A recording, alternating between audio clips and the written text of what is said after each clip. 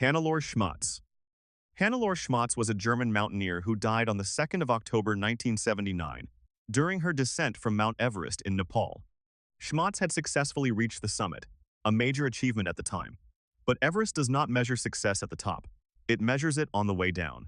After summiting late in the day, she and her husband began descending through the death zone, an area above 8,000 meters where oxygen levels are too low to sustain human life for long. What happened was gradual. Fatigue set in. Judgment weakens quickly at that altitude. Schmatz became exhausted and sat down to rest against her backpack. Fellow climbers urged her to keep moving. Stopping at that altitude is rarely survivable. She reportedly replied that she only needed a minute. Why it happened was physiological. Severe oxygen deprivation impairs cognition and decision-making. What feels like a short rest can become fatal immobility. What went wrong was timing and delay. The summit push had taken too long. Supplies were low. Darkness approached. The consequences were enduring. Schmatz's body remained seated on the mountain for years, preserved by freezing temperatures. Climbers passing her described open eyes and wind-blown hair. Everest is littered with reminders that the summit is optional. The descent is not. Yongning. Yongning was a Chinese rooftopper who fell to his death on the 8th of November 2017 from the Huayuanhua Center in Changsha, China. Wu had built a following online by filming himself performing pull-ups and handstands on skyscraper edges without safety equipment. His stunts were monetized through sponsorships and social media exposure. On the day of his death, he attempted pull-ups from the edge of a 6-story building for a promised payment. What happened was captured on video. Wu lowered himself over the ledge and began pull-ups. At one point, he struggled to lift himself back onto the rooftop. His arms trembled. He hung suspended for several seconds before losing his grip. Why it happened was likely muscular fatigue combined with overconfidence built from repetition. He had performed similar stunts before, which can create a false sense of predictability in environments that offer none. What went wrong was structural. No harness, no safety line, no margin for error. High-rise architecture does not forgive slips. The consequences extended beyond the fall. Reports indicated he was attempting the stunt to pay medical bills for his mother and to secure financial stability. The pursuit of online attention had intersected with economic pressure. Gravity remained indifferent to both. Jennifer Strange. Jennifer Strange was a 28-year-old woman who died on the 12th of January 2007 in Sacramento, California, after participating in a radio contest. The contest, called Hold Your Wee for a Wee, required participants to drink large amounts of water without using the restroom. The last person able to endure would win a gaming console. Strange consumed excessive water over a short period. What happened was medically predictable. The human body requires sodium balance to function. Drinking extreme quantities of water dilutes sodium levels in the bloodstream, leading to a condition called hyponatremia. Symptoms can include headache, nausea, confusion, seizures, and brain swelling. Why it happened was competitive pressure combined with inadequate medical oversight. Contest participants reportedly complained of discomfort. On-air hosts joked about symptoms rather than stopping the event. What went wrong was preventable. No medical professional supervised the contest. No safe intake limits were enforced. Participants were encouraged to continue despite visible distress. The consequences were legal and corporate. The radio station faced lawsuits and public scrutiny.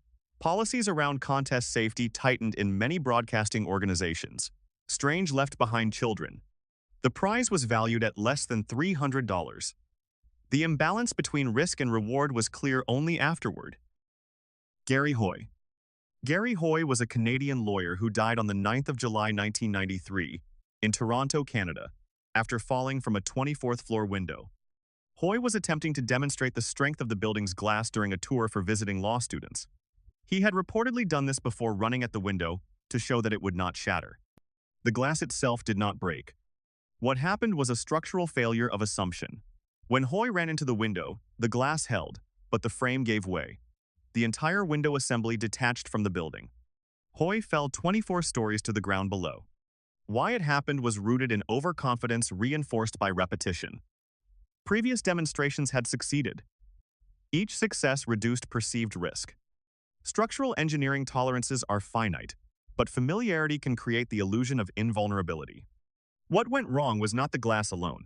It was the belief that prior outcomes guaranteed future safety.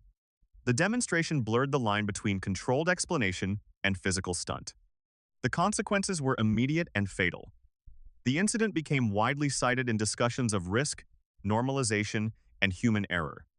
The building's structural integrity had not been designed to withstand repeated impact demonstrations. Hoy intended to prove the building was safe. Instead, he demonstrated how safety margins can collapse under misplaced certainty. Scott Williams.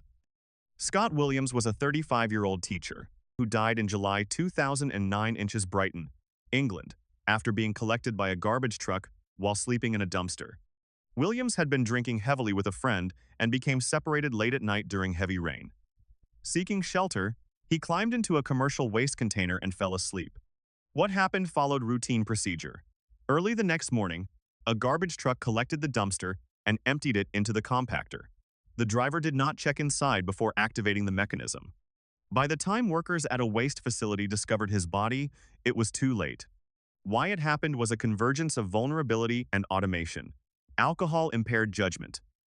Waste collection follows fixed schedules with minimal human inspection. Similar near misses had occurred in the city before, involving individuals sleeping in bins who survived only because workers heard their screams. What went wrong was the absence of detection. No safeguard existed to verify whether the container was empty of people before compression. The consequences extended beyond the individual case. The incident prompted renewed discussion about waste management protocols and urban homelessness risks.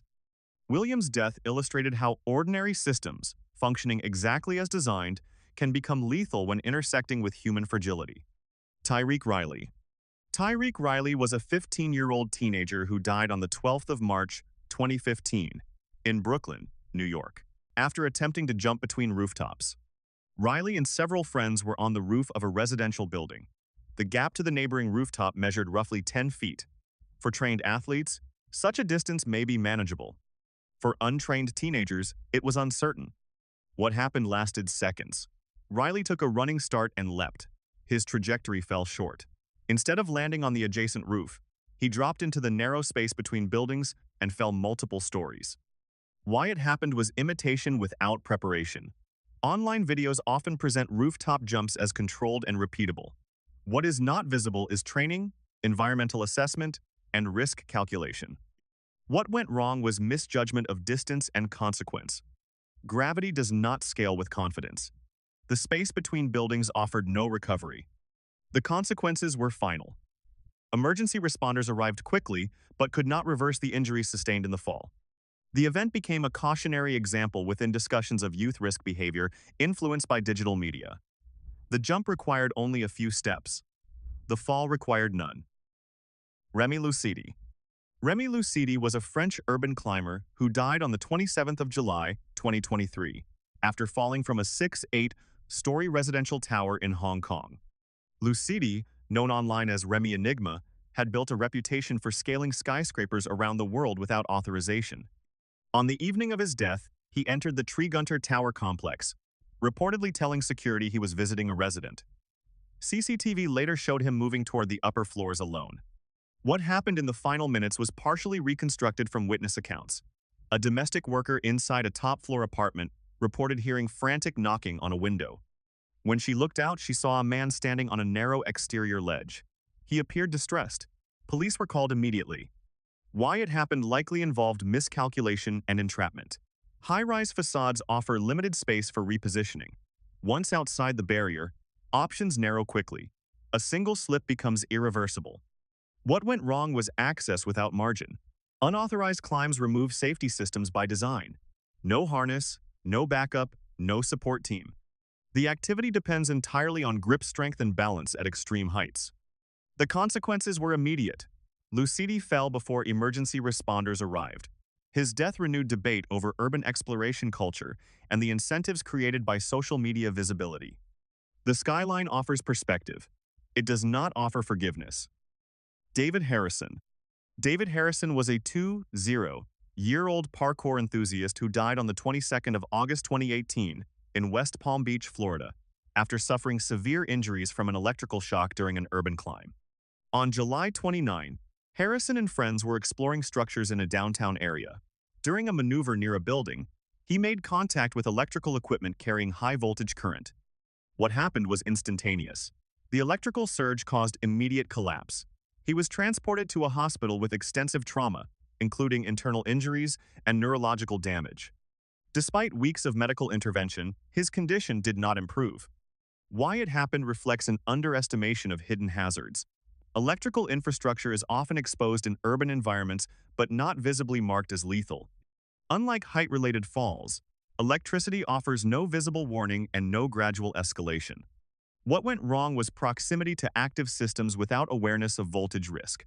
Urban exploration frequently focuses on balance and agility while overlooking infrastructural danger. The consequences unfolded slowly rather than instantly. Harrison remained hospitalized for weeks before succumbing to his injuries. His death underscored that not all risks in high-rise environments are visible. Some are silent, constant, and indifferent to experience level. Mastery of movement does not grant immunity from unseen forces embedded in the city's design.